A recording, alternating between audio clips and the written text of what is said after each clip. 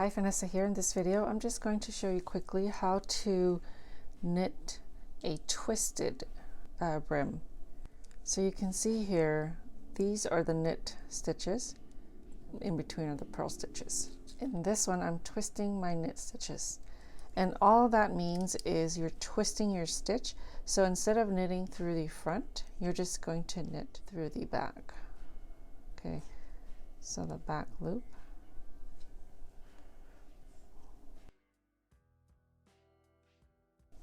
Purl as normal, and then knit the back loop again.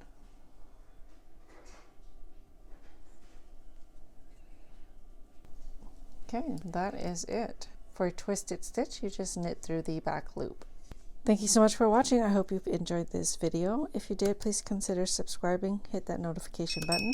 You'll be notified every time I post a video. I'll see you next time.